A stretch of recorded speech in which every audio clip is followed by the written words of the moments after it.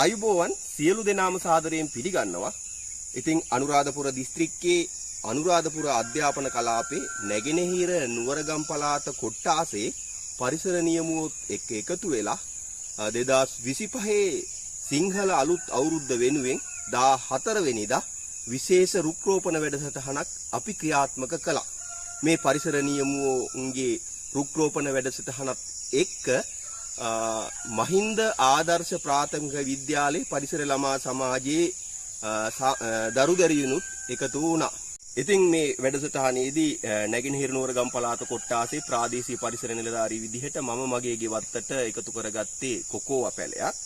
ඉතින් ගෙවල් වල ඉඳගෙන පරිසර නියමු දරුදැරියෝ තම තමන්ට සුදුසු විදිහට ඒක බිම හිටවන පැලයක් හෝ ගෙවත්තේ බඳුනක හිටවන පැලයක් විදිහට හිටෙව්වා. ළමා සමාජ දරුවනුත් එකතු කරා. ඉතින් මගුන් සකස් කරගත්ත පැලේ හිටවන්නයි සූදානම් වෙන්නේ. ඉතින් මේක ලොකු මල්ලක් බලා ගන්න පුළුවන්. මේක ලොකු මල්ලක පුංචි පැලයක් හිටවලා තියාගත්තා. දැන් මේක මම අවුරුද්දකට වැඩි කාලයක් මේ පැකට් එක තුල නඩත්තු කරා. නඩත්තු කරාම මේ විදිහට ලොකු වෙලා තියෙන ගොඩක්. මේ දැන් බලා ගන්න පුළුවන් මේකේ වටේත් මුල් ගිහිල්ලා ඇති.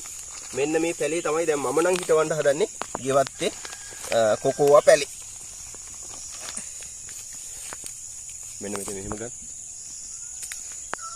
ගෙවත්තේ හරි පොදු ස්ථානයක හරි බඳුනක හරි පැලයක් හිටවන එක ඊටාම හොඳ පුරුද්දක්.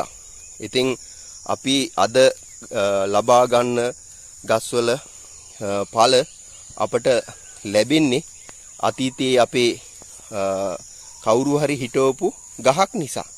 ඉතින් අපි පරිසරයේ වෙනුවෙන් අපේ යුතුයකම ඉටු කළ යුතු වෙනවා. අපේට පැවරිච්ච වගකීමක් ලෙස මෙය සැලකිය යුතු වෙනවා. ඉතින් නොවරදවාම ඔබේ ගෙවත්තට නැත්තම් පරිසරයට පැලයක් එකතු කරන්න පුරුදු වෙන්න විශේෂ දවසක. ඉතින් අපි ගෙවත්තට හරි පරිසරයට හරි පැලයක් එකතු කරන එක මතු අනාගත පරපුරට දෙන දායාදයක් විදිහට තමයි අපි සලකන්නේ. පැලයක් රෝපණය කිරීමේදී අනුගමනය කළ යුතු පිළිවෙත් කිහිපයක් තියෙනවා. ඒ අනුව මම පැලයේ හිටෙව්වා.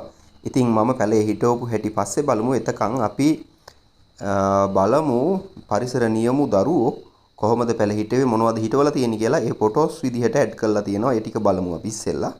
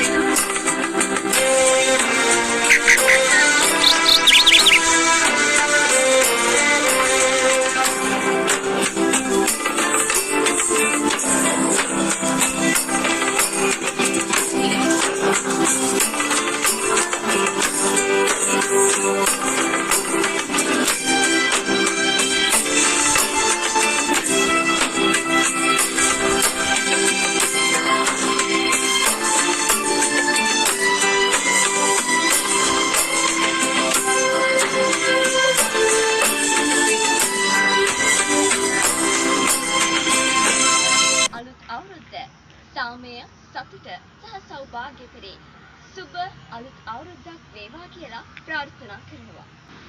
අපි අද පරිසරයෙන් ප්‍රයෝජන ගන්නවා වගේම අපි පරිසරයට කෘතඥ සැලකිය යුතුයි. ඉතින් ඒකෙන්ද මම හිතුවා අද පැලයක් හිටවන්න ඕන කියලා. ඉතින් මගේ මේ සූදානම පරිසර නියමුවරියක් වශයෙන් අද දවසේ කෙටි කාලීන භෝගයක් වන ගස්රත් පැලයක් සිටුවීමටයි. ඉතින් මේ තමයි මම අද ඒ ස්වභාව සෞන්දර්යයෙන් අනුන අපේ මහීතලයට තිලින කරපු ගස්රබු පැලය. අපි පරිසර නියමුවන් වශයෙන් පමණක්ම නොවේ මේ මහීතලයෙන් ප්‍රයෝජන ගන්නා මනුෂ්‍යයන් වශයෙන්ුත් මේ මහීතලයට කෘතඥ සැලකිය යුතුයි. ඉතින් ඒ සඳහා හොඳම ක්‍රමය තමයි මහීතලයට සිසිලස ලබා දෙන්න පැලයක් තිරෙන කිරීම.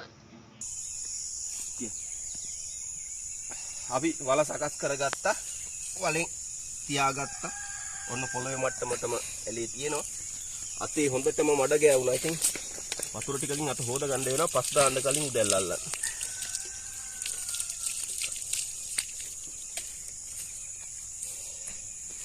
අපි පස් එකතු කරනවා මේ විදිහට.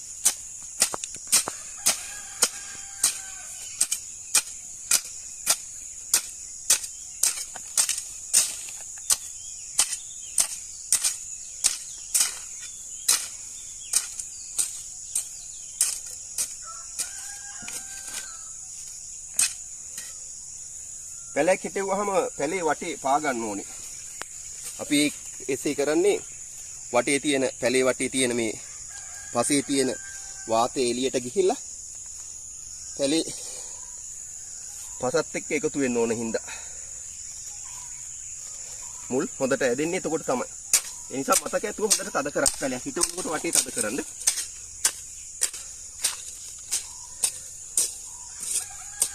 ඊට පස්සේ අපි අනිවාර්යයෙන්ම පැලයක් හිටවනකොට වියලි කලාපේ නම් පායන කාලයක් නම් වතුර දැම්මහම පැලේ වටේ රැඳෙන්න ඕන හින්දා බේසම වගේ ටිකක් හදා ගන්න ඕනේ. මේ විදිහට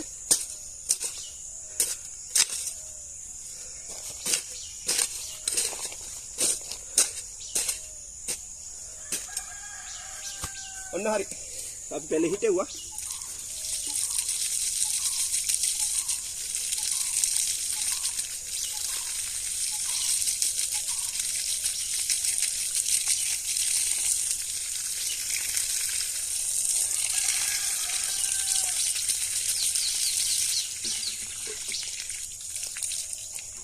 දැන් දැක්කනේ වතුර එළියට ගලාගෙන යන්නේ නැහැ. බේසම ඇතුළෙමයි තියෙන්නේ.